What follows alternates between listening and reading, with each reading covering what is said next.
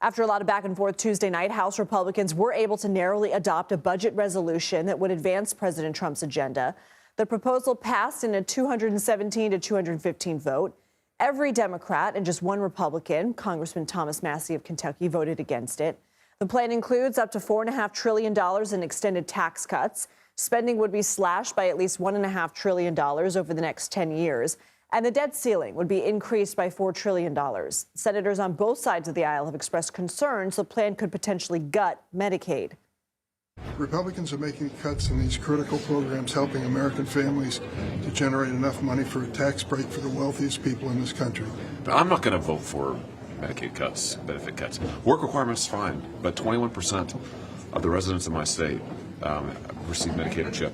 That's a lot of people. I want to see numbers that really make sense.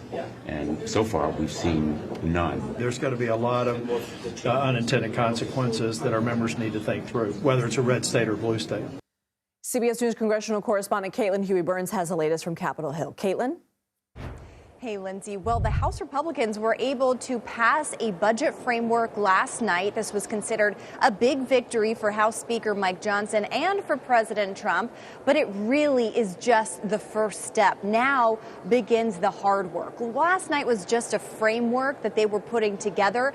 Now they actually have to work with the Senate, meld it together, agree on the framework, pass that again, and then go to the various House committees and start filling out the policy, identifying the policy to kind of fill this framework out. Now, that is really where the devil is going to be in the details. This blueprint calls for about $2 trillion in spending, and it also tasks House committees to find that spending, and notably asking a committee that's in charge of Medicaid and Medicare to find about $800 billion in savings. And so that has raised all sorts of questions about whether there would be cuts to those programs. Now, the president said today that he does not want to see any Medicaid cuts. He essentially promised that today, talking to reporters ahead of his cabinet meeting. The House Speaker has also said that they want to focus on targeting waste, fraud, and abuse within the program and not on benefits specifically. But the devil is really going to be in the details. What that looks like will matter. And again, last night we saw kind of how fragile this House Republican conference is. They could only afford to lose one vote, and they did. And so moving forward, when it actually gets down to the nitty-gritty of the policy, that's really where this is going to be a challenge. So you had House Speaker Mike Johnson going over to the White House with Senate Majority Leader John Thune to meet with the president to talk through some of the parameters. You had the president's chief of staff, Susie Wiles, up here on Capitol Hill today, meeting with Republican senators to identify what they want to see.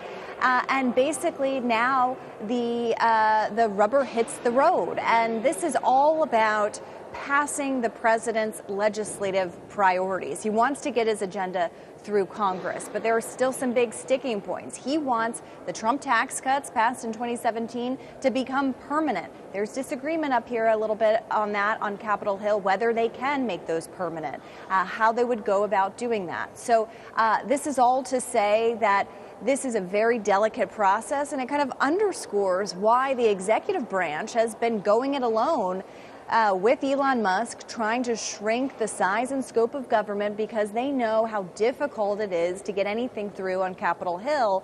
Having said that, however, any priorities that the president wants to get, they have to be funded somehow, especially on immigration, especially on taxes and other government spending cuts. So we'll see what happens. Still a long way to go. Should also add that on March 14th, the government runs out of money. That is a whole other problem that this Congress has to deal with. That's separate from this whole budget process, and they still haven't agreed on a deal for that. So a government shutdown once again looming, and we'll see how lawmakers try to get to a deal. Lindsay?